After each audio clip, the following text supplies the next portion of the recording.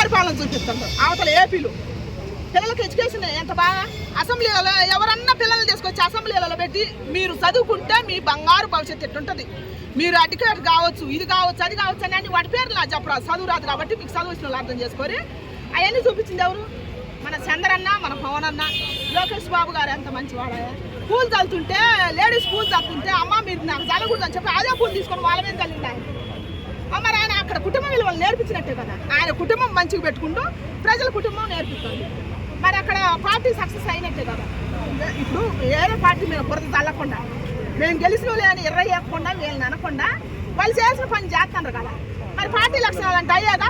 ఇప్పుడు ఎదురు పార్టీ వాళ్ళైనా సరే అయ్యే నేర్చుకోవాలి. వాళ్ళు నెక్స్ట్ రావాలనుకుంటే మన జగనన్నకు ఒకటే చెబుతుంది, నేను వీళ్ళందరూ కాదు, జగనన్న గారికి నేను ఒకటే చెబుతున్నా, ఆయన కింద ఉన్న నాయకులు కూడా ఒకటే చెబుతున్నా, అసలు ఎదుటి వ్యక్తిని విమర్శించడం ఆపేసి నెక్స్ట్ మీరు పరిపాలనలోకి రావాలంటే మీరేం చేయాలన్నా మీరు తెలుసుకొని రాజకీయాల్లోకి రావాలి. స్టేజీ మీద ఎక్కి మాటలు ఒక్కొక్క తెలుగుదేశం కార్యకర్తని కదిలిచ్చేలాగా మాట్లాడాడు. ఆ రోజు చాలా హ్యాపీ అనిపించింది. ఒక సినీ ఫీల్డ్లో ఉండి ఎంతోమంది ఆయన వల్ల ఉపయోగం పొందిన వాళ్ళు బయటికి రాలేదు, కానీ ఆయన ఒక్కడు వచ్చి రియల్ ఎస్టేట్ కానీ సినీ ఫీల్డ్ కానీ ఒక ఆయుధం చంద్రబాబు నాయుడు గారు అని చెప్పాడు. చూసేవా, అదొక్కటే మా ఆయన వల్ల ఉదాహరణ. అంటే ఎప్పుడో చేయాల్సింది ఇప్పుడు ఎందుకు బయటకు వస్తున్నాడు? Happiness, happy time. ఇప్పుడు సంతోషపడాల్సిన టైం. అమరావతి రాజధానికి ఒక రాయేసి ముందుకు తీసుకొస్తున్నాడు. దేశ విదేశాల నుంచి పెద్ద పెద్ద వాళ్ళు వస్తున్నారు. ఒక సొసైటీలో ఒక పేరు అనేది మొదలవుతుంది ఆంధ్ర రాష్ట్రానికి. అట్లాంటి మంచి టైంలో ఒక యాత్ర చేస్తున్నా. నేను ఉండాను, నేను రాష్ట్రానికి గర్వంగా నేను ఉండాను అని ఒక పౌరుడిగా చెబుతున్నాడు. ఆంధ్ర రాష్ట్రంలో పుట్టినందుకు గర్వపడాలి.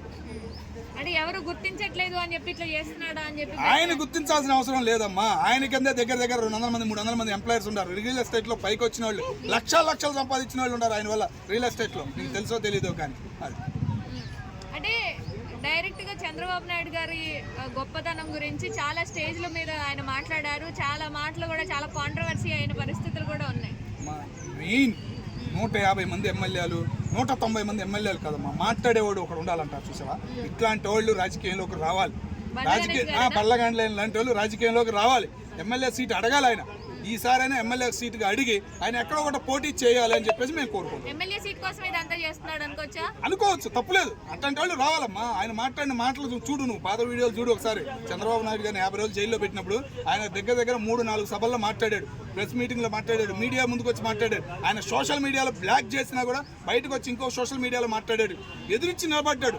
ఎందుకంటే ఒక లిమిట్గా మాట్లాడాడు. అనే మాటకి ఎదుటోడు క్వశ్చన్ ఇవ్వకుండా, ఆన్సర్ ఇవ్వకుండా అనేటట్టు చెప్పాడు. That is పాలగానే.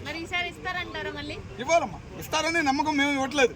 ఓకేనా, ఇవ్వాలి. అట్లాంటి వాళ్ళకే ఇవ్వాలి. 150 మంది 160 మంది ఉన్నారు. ఇప్పుడు ఎవరు మాట్లాడుతున్నారు? ఒక 10 మంది పేర్లు చెప్పండి. చెప్పలేకపోతున్నాం. అది బూతులు తిట్టినా కానీ ఏదైనా మాట్లాడినా ఏది చేసినా కానీ సొసైటీలోకి కావాల్సింది 10 మందికి ముందుకు వచ్చి మాట్లాడాలి. ఇది చేస్తున్నామని గర్వంగా చెప్పుకోవాలి. ఎవరు చెబుతున్నారు? ఎవరు చెప్పట్లేదు. అది మెయిన్ ఇంపార్టెంట్. బయటకు వచ్చి మాట్లాడాలి. ప్రతి ఎమ్మెల్యే, ప్రతి మంత్రి అనేవాళ్ళు వాళ్ళు చేసే పనుల గురించి ప్రతిపక్షం వాళ్ళు ప్రశ్నించకపోయినా మనం మాట్లాడాలయా, ఇది చేస్తున్నాం, ఇది చేస్తున్నాం అని వాళ్ళ సోషల్ మీడియాలో అయినా పెట్టాలి అని మాట్లాడటమే కానీ ప్రజల దగ్గరికి ఏ పథకం వెళ్ళలేదు అని చెప్పి మాట్లాడుతున్నారు. అమ్మా, పథకం నేను ఒప్పుకుంటా. జగన్మోహన్ రెడ్డి గారు 1,00,000 రూపాయలు ఇచ్చారమ్మా, సోమరిపోతులు చేశారు. కానీ ఇప్పుడు అదే జనం 2 లక్షలు 3 లక్షలు సంపాదిస్తున్నారు చంద్రబాబు నాయుడు గారి వల్ల. సోమరిపోతుతనం వదిలేసి అది. సో ప్రభుత్వం బాగుందంటారు ఆంధ్రప్రదేశ్లో? బాగుందమ్మా, చాలా బాగుంది. ఎవరు ఇబ్బంది పడతలేదు. మీది ఏజ్ బోర్ వాళ్ళకి పెన్షన్లు వస్తున్నాయి. మళ్ళీ రేపు 26వ తారీఖు 27వ తారీఖు దగ్గరగా 20 లక్షల మందికి పెన్షన్లు వస్తున్నాయి. 66 లక్షల మందికి పెన్షన్లు ఇస్తున్నారు. ఓకేనా, పిల్లలకి అందరికీ ఎంతమంది ఉంటే అంతమందికి 13,000 పడుతున్నాయి. గవర్నమెంట్ స్కూల్కి 2,000